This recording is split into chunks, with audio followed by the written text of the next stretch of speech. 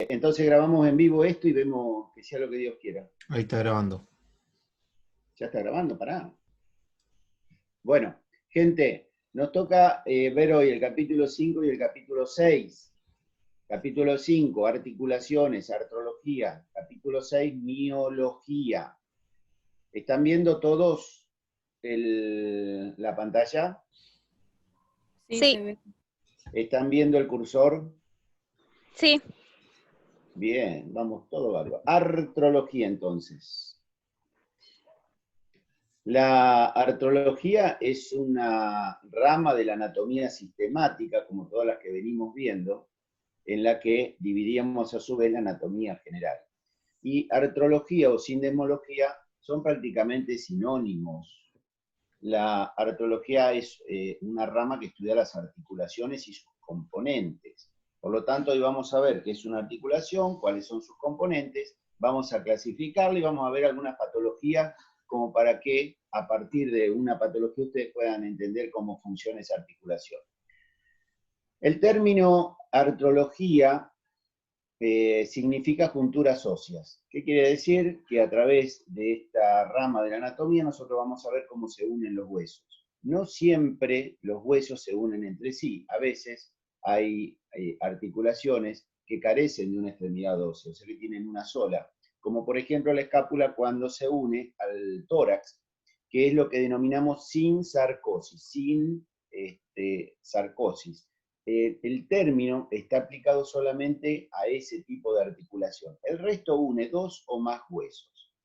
Como sinónimo tenemos sindesmología, y sindesmología, etimológicamente, habla de bandas que unen a esos huesos. Vamos a ver después, por ejemplo, que una inflamación de un ligamento se denomina desmitis, que quiere decir que se está inflamando una parte blanda de la articulación.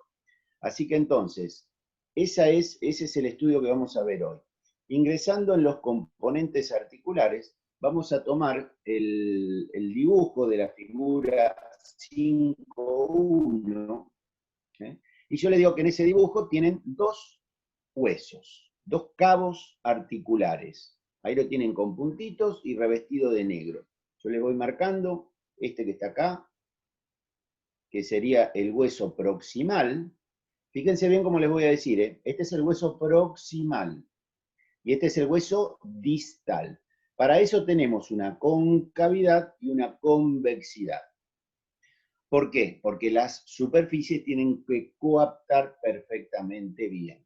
Ahora, si bien coapten perfectamente bien, tenemos que ayudarla a que esos cabos óseos no se desplacen más de los límites fisiológicos permitidos.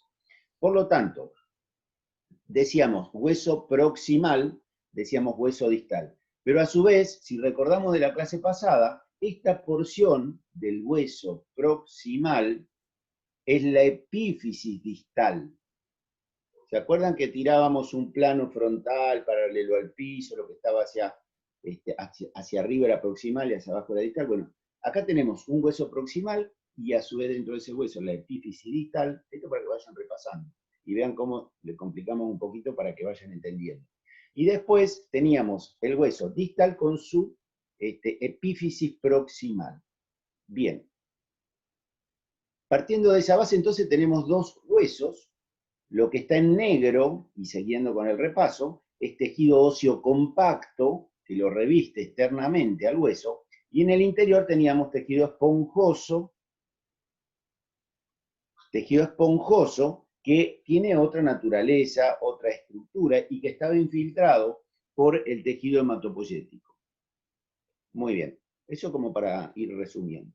Pero si nosotros juntáramos esos dos huesos, como dice la palabra, y los hacemos rozar, esos huesos se desgastarían, como si nosotros estuviéramos rozando dos ladrillos, se desgastan, son muy abrasivos. Entonces el organismo lo que va a hacer es recubrirlos en las dos extremidades, por lo que es el cartílago, o por lo que se llama cartílago hialino, que es de naturaleza distinta, que no es tan abrasivo, que es mucho más liso, y que va a hacer que se protejan esas dos superficies articulares. Perfecto. Hasta ahora tenemos entonces los cabos óseos recubiertos por cartílago hialino, ahora vamos a ver fotos. Y yo necesito fijar esas dos partes óseas para que no se muevan más de lo normal. Entonces, ¿qué voy a hacer? El organismo le brinda una unión, que ustedes van a ver acá, con una doble membrana. Es como si ustedes se colocaran una media o una rodillera o una codillera para fijar los dos cabos óseos, y esa membrana va a estar, esa cápsula, esa membrana va a ser doble, una externa que se llama fibrosa, que es bien inelástica. Inelástica quiere decir que soporta mucha tensión, y que tiene a su vez una membrana interna que va a ser mucho más suave, mucho más débil, y que se llama cápsula sinovial. Entonces, todo sería la cápsula articular formada por dos hojas, la externa, que es fibrosa y que va a mantener justamente en su lugar los cabos óseos, y la interna, que es la cápsula sinovial. En el interior vamos a tener lo que acá figura como cámara articular. Eso es propio nuestro, no es un nombre que esté en ningún libro. ¿Qué quiere decir una cámara? Es un espacio. Ese espacio está cubierto por un líquido que es muy viscoso y que se llama líquido sinovial, que lo que hace es justamente ayudar a evitar el desgaste de los cabos articulares.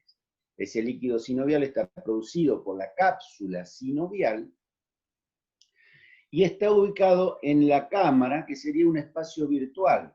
¿Qué quiere decir un espacio virtual? Es como nosotros, virtuales, no estamos presentes. Entonces ese espacio es virtual, que solamente se puede hacer real si hay algún acúmulo de líquido en su interior. Por ejemplo, ante un golpe, una hemorragia, entonces vamos a ver que esa articulación se deforma porque esa cámara articular se llena de líquido, que puede ser sinovial, que puede ser sangre o algún otro líquido.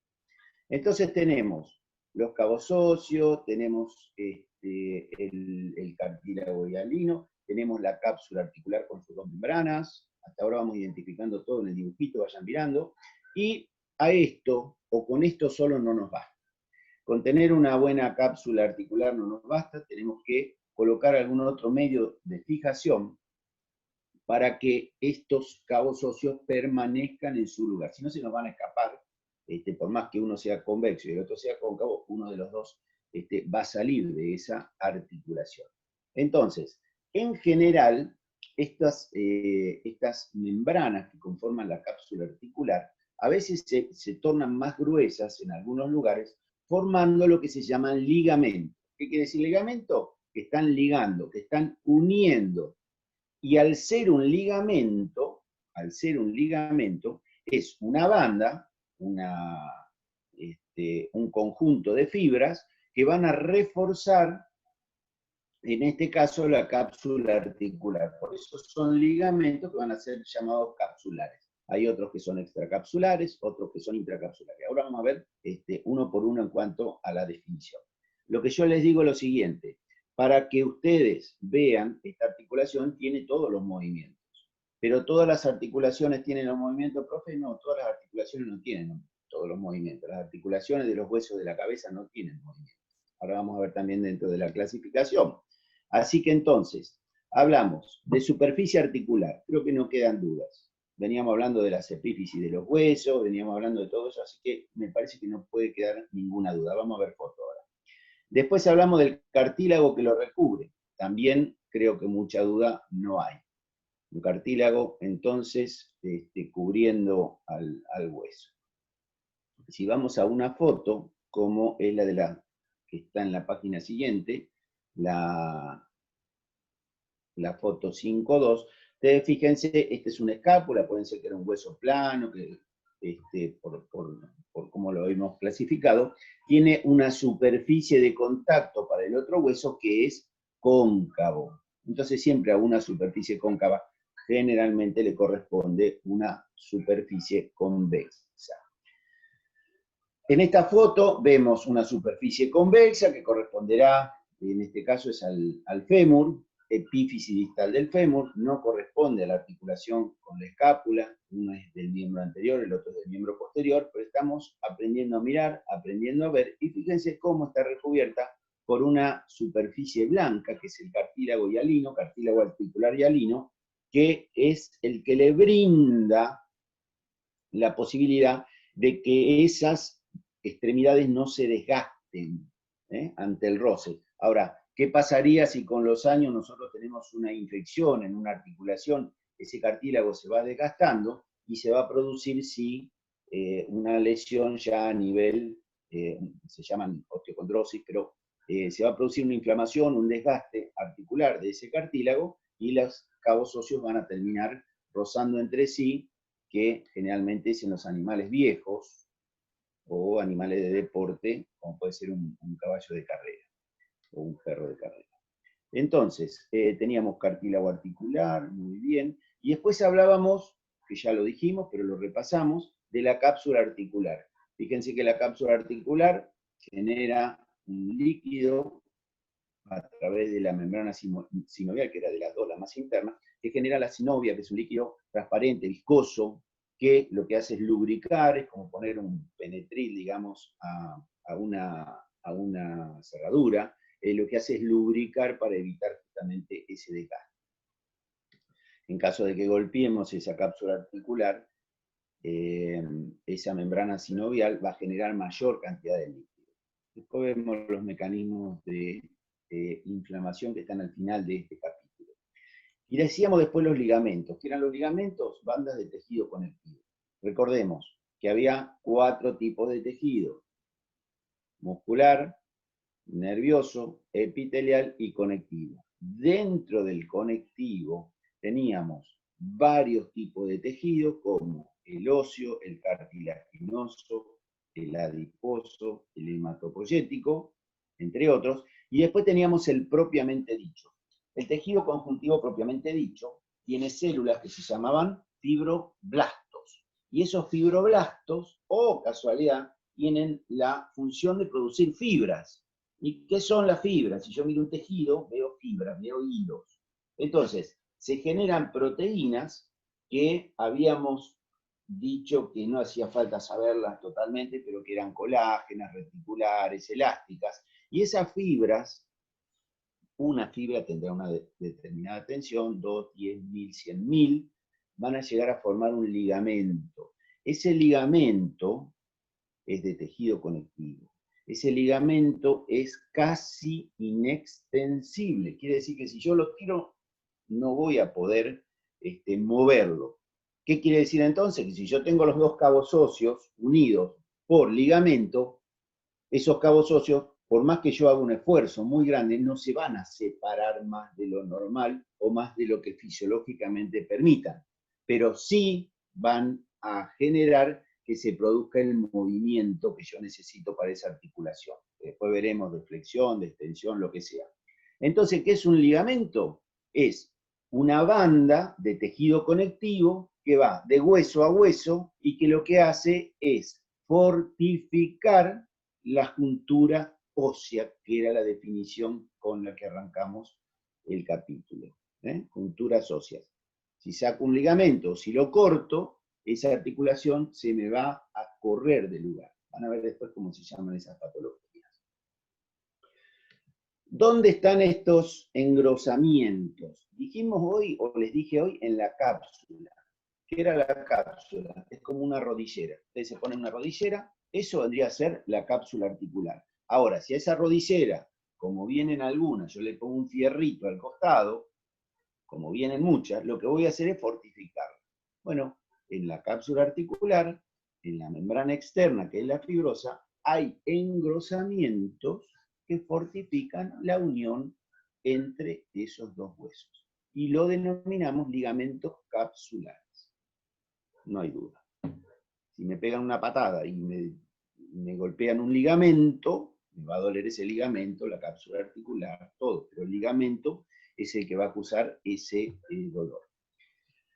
Por fuera de la cápsula tenemos extracapsulares, o sea que si tenemos capsulares vamos a tener extracapsulares e intracapsulares, no queda otra para clasificar. ramificación, así que es fácil acordarse. Y los extracapsulares van de hueso a hueso, y si voy de hueso a hueso, voy de periósteo a periósteo. ¿Se acuerdan? La membrana externa que recubría se denominaba periósteo, entonces yo voy del periósteo del hueso proximal al periósteo del hueso distal. Esto va a hacer que después se entienda por qué duelen, por qué se inflaman, cómo resuelvo una patología articular. Si yo tiro del ligamento, estoy generando una patología a nivel del periósteo. ¿Y el periósteo qué va a hacer? Y reacciona y se inflama.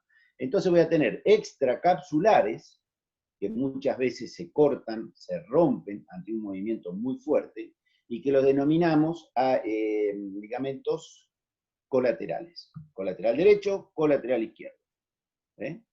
En el caso de que nos metamos dentro de la cápsula, vamos a tener intracapsulares, como son, por ejemplo, los ligamentos, que ustedes ven acá que son interóseos, están entre dos huesos, y son los correspondientes a nuestra rodilla, no la de la vaca, acuérdense que la rodilla de la vaca está en el miembro anterior, a nuestra articulación femorotilio-rotuliana, y que son los ligamentos cruzados.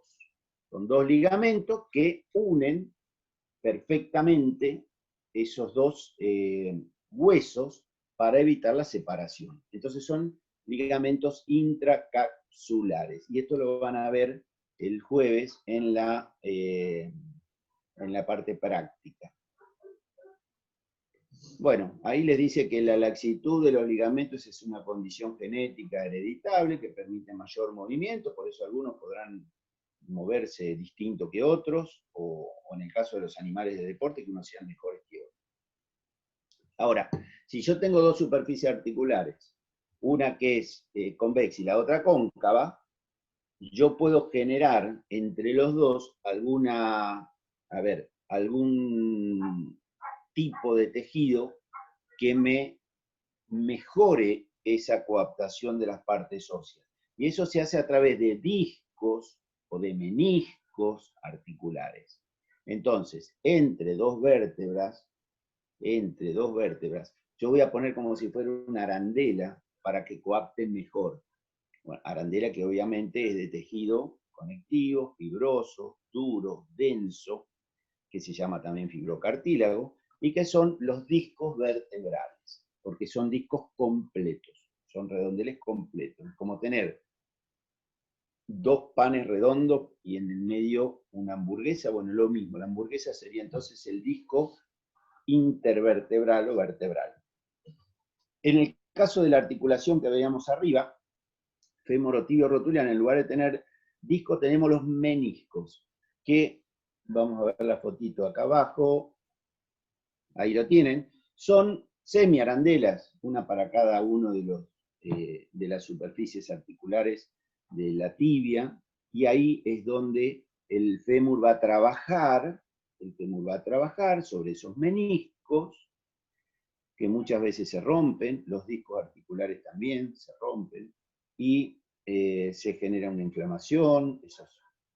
Si es un animal, un bovino, generalmente con alguna patología de esa va a tener una deficiencia de plomo que va a ser muy importante y que lo vamos a tener que retirar del establecimiento. Así que, entonces, ya entendimos lo que es la superficie articular, revestido por el cartílago, después tenemos en algunas articulaciones discos, en otras tenemos menisco, en otras no tenemos nada, ¿sí? Tenemos los ligamentos, que pueden ser de la cápsula, que pueden ser externos, que pueden ser internos.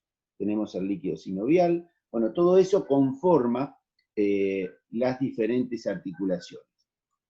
Ahí le dice cartílago marginal. ¿Qué es un cartílago marginal? Es una porción, obviamente, de cartílago, como si fuera un pedacito de oreja, que está ubicada en alguna articulación para mejorar, como es la articulación de la cadera, la coxofemoral, para mejorar la superficie y agrandar un poquito la concavidad que tiene una de esas partes articulares. Entonces la agranda un poquito más, al hueso lo modela un poquito más.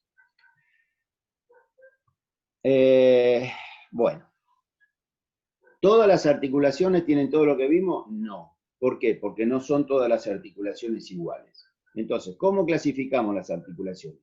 Acá tiene una clasificación y cuando nosotros estudiábamos era sin artrosis, anfiartrosis, diartrosis. Sin, ya la palabra se los dice, no tiene movimiento. Sin artrosis o fibrosas. Vamos a ver cuál es. Anfi, o sea que estamos ahí entre medio, tiene movimiento, y diartrosis tiene mucho movimiento. Después de un tiempo cambiaron estas clasificaciones y pasaron a ser las primeras inmóviles, así derecho viejo. La segunda, semimóviles, y la tercera, muy móvil. Entonces, ¿qué quiere decir? Que yo tengo uniones de huesos que pueden no tener ningún movimiento, algunos que pueden tener un poquito de movimiento y otros que van a tener mucho movimiento. Las fibrosas están soldadas prácticamente. Las cartilaginosas presentan algo de movimiento y las sinoviales mucho. Como por ejemplo articulación del codo, de la rodilla, de la mandíbula, etc. Vamos a la primera. Fíjense, ningún movimiento.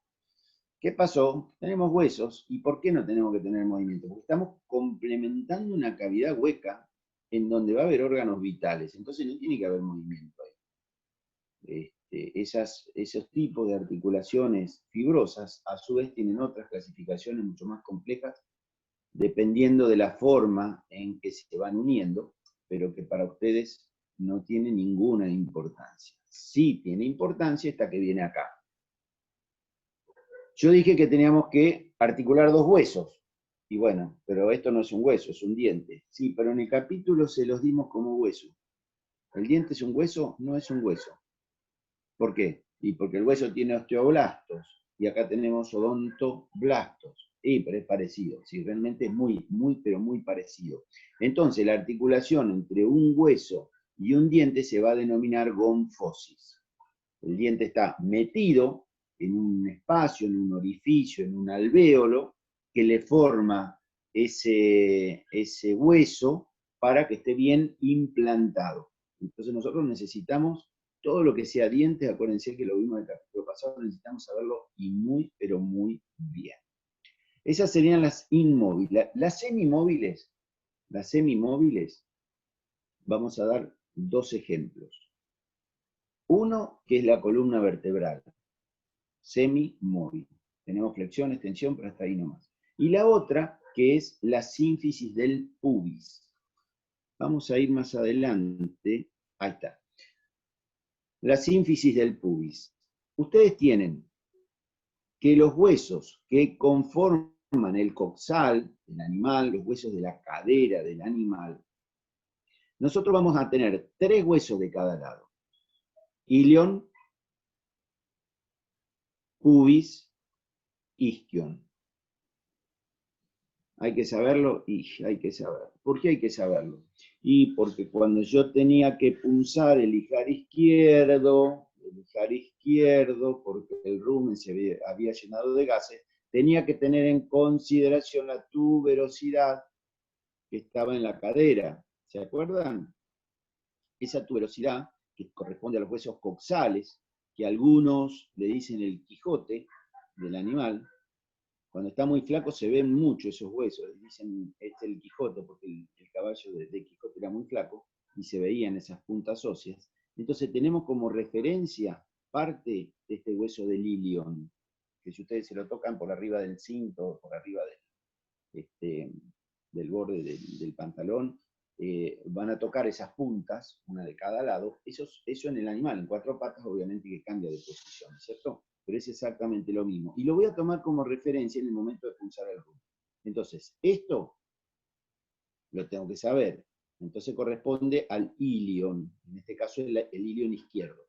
Ahora, en la parte ventral de toda esta estructura ósea voy a tener un piso que corresponde a la cavidad pelviana, con la articulación de 2 huesos, que son los del pubis. Nosotros estamos parados en 2 patas, el pubis queda hacia craneal, hacia adelante. Craneal sería para arriba. Hacia adelante. Entonces, el animal en 4 patas tiene el pubis hacia ventral. Y después se va a conformar hacia caudal, el isquion. Y el isquion era importante porque por la tuberosidad isquiática nosotros tirábamos la línea de aplomo. Entonces, los 3 huesos nos van a dar referencia. Pero no era eso lo que yo les quería decir. ¿Qué es lo que les quería decir? Estábamos hablando de articulaciones, ¿no es cierto? Bueno, fíjense que si yo hiciera un círculo, me faltaría completarlo con esta parte de la columna vertebral, que es el sacro. Entonces yo voy a tener un círculo completo, un canal completo, óseo, por donde tiene que pasar el ternero al momento de nacer. Si este canal fuera de una estructura totalmente rígida, el feto no podría pasar, todos los animales irían a cesárea. Entonces va a haber cierto movimiento, y llegado el momento del parto, con mucha más razón, y va a ser una razón más bien hormonal, entonces va a haber un movimiento. Por eso está dentro de las anfiartrosis o semimóviles. Así que entonces acá vamos a tener un gran tema para cuando hablemos de canal del parto, canal duro del parto, por dónde va a tener que salir el ternero, cómo vamos a elegir la vaca, qué tamaño tiene que tener, etcétera, etcétera. O sea, esto lo vamos a ver desde muchos aspectos. Por el momento estamos hablando de una articulación como es la semimóvil o anfiartrosis. Las que tienen mucha movilidad son las diartrosis, que son la articulación, por ejemplo, fémoro, ahí marco, fémoro, tibio, rotuliana. Y hacemos movimientos de flexión, extensión, lateralidad, en los movimientos de la cadera también, y otros más que vamos a ver. Entonces, clasificamos los 3 tipos de articulación: nada, poco y mucho movimiento. A partir de estos movimientos, nosotros podemos decir que las articulaciones, y fundamentalmente a través de los músculos, realizan el cierre de un ángulo, la apertura de un ángulo. Entonces vamos a ver cómo se clasifican según los movimientos. Tenemos movimientos de flexión, cierro el ángulo, movimientos de extensión, abro el ángulo.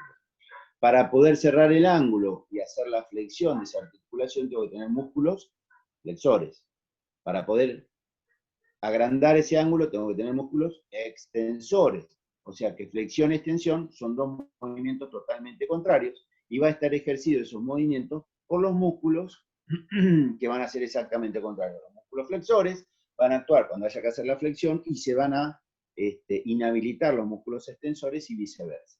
Ahora, hay movimientos que son fáciles de recordar. Flexión y extensión es fácil. Hacer flexión de brazo, hacer flexión de pierna, bueno, eso es fácil. Ahora, movimiento de AB, abducción. Miren bien la palabrita. AB empieza, y el otro empieza AD. Abducción, aducción. Si quieren pronunciarla mejor, dicen abducción o aducción. ¿Qué significa abducción? Es separar el miembro del eje o plano longitudinal mediano. Separo. ¿Con qué lo separo? Con músculos abductores. ¿Con qué uno de esos miembros al plano longitudinal mediano? Con músculos aductores. Entonces, si ustedes se tocan las entrepiernas, que generalmente suele ocurrir, desgarro de los músculos aductores, entonces son los que tienden a cerrar los miembros, llevarlos a su eje longitudinal. Entonces tenemos flexión, extensión, abducción, aducción. Para eso tenemos músculos, flexores, extensores, abductores, abductores. ¿Qué pasa si empiezo a combinar la contracción de esos músculos? Voy a tener movimientos complejos, como por ejemplo el de circunducción. ¿Qué sería circunducción? Yo miro el horizonte, señalo y hago un giro como si fuera un cono, y estoy en ese momento combinando músculos que me van a generar ese movimiento, siempre con un punto fijo. El otro sería el de rotación, que es girar sobre su propio eje, ¿no es cierto?, en el mismo lugar, no haciendo la circunducción que decíamos recién. Entonces sería un movimiento de rotación. Podría ser también en la cabeza, movimiento de la cabeza, que algunos animales lo pueden hacer mejor que otros, ¿sí?, como por ejemplo las aves, tienen una estructura anatómica especial entre los huesos occipital y el primer hueso de las vértebras cervicales, que es como si giraran sobre un cucurucho de lado. En cambio nosotros tenemos trabado, digamos que tenemos dos apófisis que no nos permite hacer ese movimiento de casi 180 grados, y ese sería el movimiento de rotación. Si combino todos estos movimientos a la vez, voy a tener el movimiento que hacen los rumiantes, que se llama de diducción, pregunta de examen, gonfosis, acuérdense hoy, articulación de los dientes, sea lo que sea, se le va a preguntar, y movimiento de diducción, que es el que permite a la articulación que está entre el hueso temporal y la mandíbula generar movimientos que el rumiante necesita para triturar perfectamente el pasto. Movimiento de diducción que comprende flexión, extensión, lateralidad, desplazamientos de propulsión y de retropropulsión. Entonces todo ese movimiento, cuando vean un animal, un rumiante, que lo vamos a ver en digestivo, van a ver que es cómico cómo mueve. Más si ven una llama, uno de esos, una oveja, se van a matar de risa porque van a ver todos esos movimientos. Después hay otro movimiento más, que es el de supinación, que es el acto de pedir limosna, levantar la palma hacia arriba. También estamos hablando de un movimiento de rotación, ¿no es cierto? Pero ese es movimiento de supinación, y el de pronación, pronar, es girar la palma hacia abajo. Todos estos movimientos están generados, como les dije hoy, por músculos que realizan una función y músculos que realizan la función contraria. Por eso hablamos de agonistas, que les dije hoy, y antagonistas, que son los que realizan la función contraria. Cuando se genera una contracción de los músculos agonistas, se está inutilizando el músculo antagonista. ¿Qué quiere decir que se está inutilizando? Que está relajado. Cuando uno se contrae, el otro se relaja. Bueno. Trastornos articulares. ¿Qué quiere decir esto? Tengo que aprender patología, ahora anatomía. Esto es una locura. ¿Qué me hacen estudiar? Están locos, estos profesores, bla, bla, bla. Bueno, déjense de macana y piensen lo siguiente. A través de las patologías podemos entender cómo funciona una articulación. Fíjense, ¿a quién no le gustaría saber lo que es un esguince? Seguramente que a más de la mitad de ustedes no, pero algunos sí. Entonces, ¿qué decimos? Si yo digo que el movimiento articular tiene que ser dentro de límites estrechos, estoy diciendo que hay un límite. Si yo me paso de ese límite, puedo generar una lesión. Si yo hago una flexión, va a llegar un momento en que me va a doler y voy a dejar de seguir presionando esa articulación.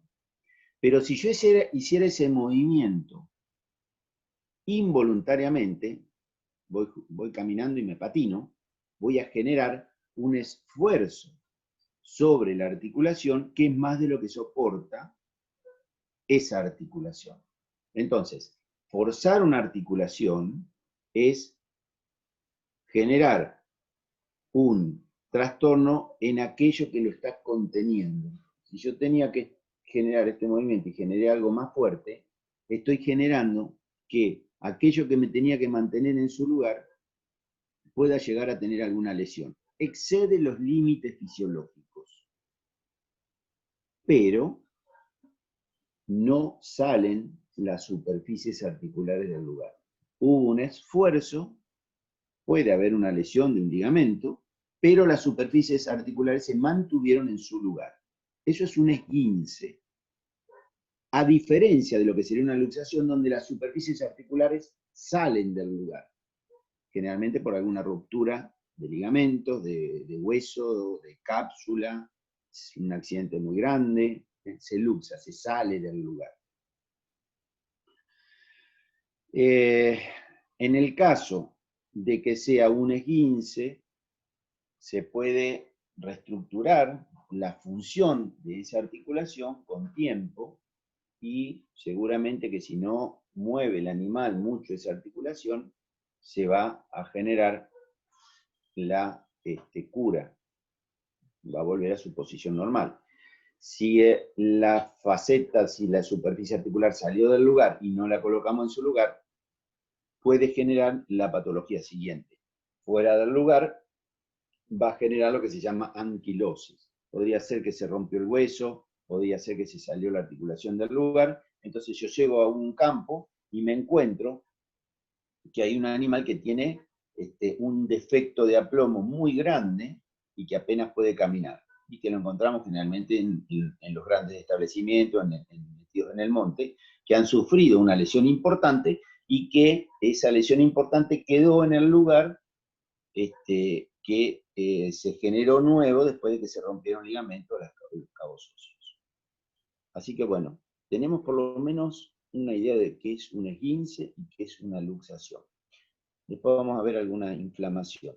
En cuanto a la obtención de los nutrientes, así como había arterias para los huesos, para las epífisis, metáfisis, diáfisis, hay arterias articulares, también vamos, o en la zona articular, también vamos a tener que ingresan y egresan a las articulaciones arterias y venas. Como en cualquier tejido necesita irrigación. Lo otro sería, si yo me corto una articulación, si me rompo una articulación, ¿sangra? Sí. ¿Por qué? Porque está muy bien irrigada.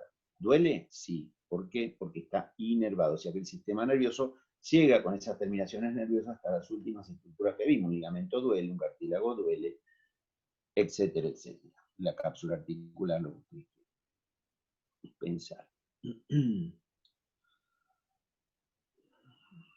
Bueno. Vamos a ver cómo se genera el mecanismo inflamatorio. Veníamos hablando que tenemos un problema, un golpe, una quemadura. La cuestión es que ante una injuria de un tejido, en este caso hablamos de una articulación, lo que hace el organismo es generar la liberación de sustancias vasodilatadoras. ¿Qué es una sustancia vasodilatadora? Que genera mayor aporte de sangre en la región. Una arteria que tenía este tamaño pasa a ser de este porque hay sustancias como bradiquinina, histamina, que generan que se abran esos capilares. Esos capilares, al estar abiertos, irrigan mayor cantidad de sangre a la zona. Entonces yo tengo que pensar, si hay mayor cantidad de sangre, ¿de qué color se va a poner una zona inflamada? Roja. Si yo me quemo al sol, ¿de qué color se va a poner la piel? Rosada a roja. ¿Correcto? ¿Por qué? Porque hay mayor aporte de sangre. Si el animal tiene el cuero negro, son estos. Ahí no puedo ver el tema rojo. Pero sí yo sé, porque va a haber otros signos que los vamos a ver ahora a continuación, que hacen que el mayor aporte de sangre ruborice la zona. Mayor afluencia de sangre. ¿Qué pasa con esa mayor afluencia de sangre? Tema 2, otro signo cardinal de la inflamación. Se forma un abultamiento. ¿Por qué? Y porque hay mayor cantidad de líquido. Se deforma y eso se llama tumor. ¿Pero el tumor no es un cáncer? Sí, también. El tumor puede ser o no un cáncer, o un tumor benigno o maligno. Pero algo, cuando es tumoral, quiere decir que tiene un tamaño mayor a lo normal. ¿Y cómo me doy cuenta si es mayor a lo normal? Miro la otra parte del cuerpo, si era la rodilla, miro la otra rodilla. ¿Cómo haces un mate cocido con leche? Bueno, que sean dos. Entonces, por un lado entonces tenemos rubor. Por el otro tumor, hay mucha cantidad de líquido ahí. Se forma una tumoración. El tercero sería calor.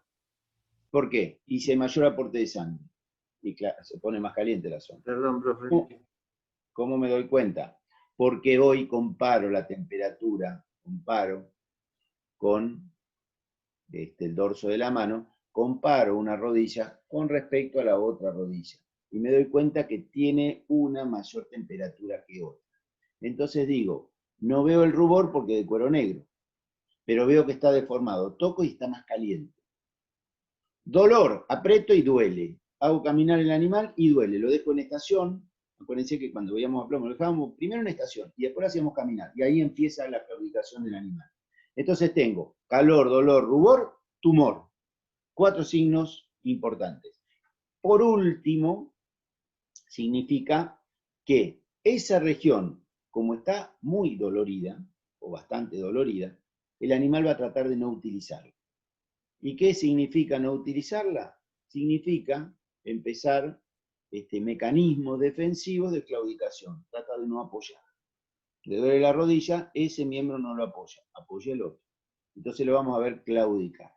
Entonces, la secuencia del proceso inflamatorio es mayor aporte de sangre ante una injuria, como puede ser ante un ligamento, ese ligamento se inflama. ¿Qué quiere decir que se inflama? Que va a obtener mayor cantidad de sangre, que le va a doler, que se va a tumorizar, que va a tener calor y que va a tratar de no utilizar esa zona. Calor, dolor, rubor, tumor y función disminuida o función lesa, como dicen algunos libros, cuando realmente el animal intenta a través de la inmovilidad no usar esa región.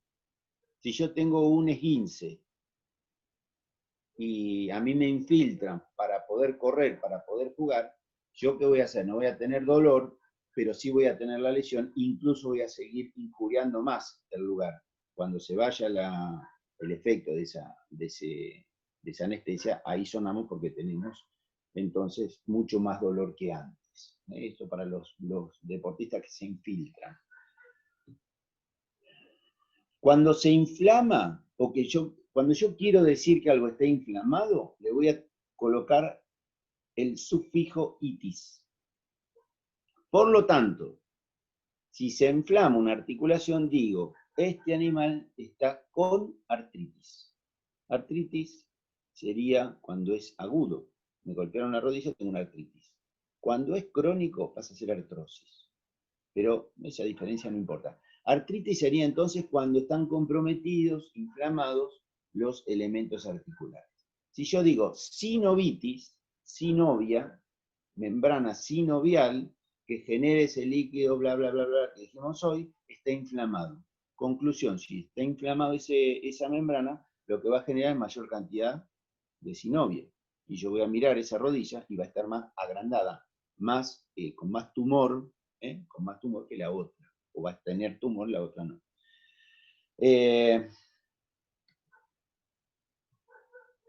Ligamento. ¿Cómo era? Sin desmología, habíamos dicho. Fíjense, eran las partes blandas, unión por partes blandas, por segmentos blandos, por bandas blandas. Bueno, el ligamento inflamado, o a la patología del ligamento inflamado, se la denomina desmitis. Y si yo digo que está inflamado el tendón, voy a decir tendinitis. Itis, tendón, tendinitis. Y si digo que está inflamado el peritoneo, peritonitis. Y la pleura, pleuritis. Y el hígado, hepatitis. Y el hueso, osteitis. El músculo, miositis. Entonces todo lo que sea sufijoitis me está indicando inflamación. Con todos los signos cardinales que vimos, que son los 5 que nombramos recién. Bien. Creo que con esto más o menos terminamos. Cortá la grabación, Mati.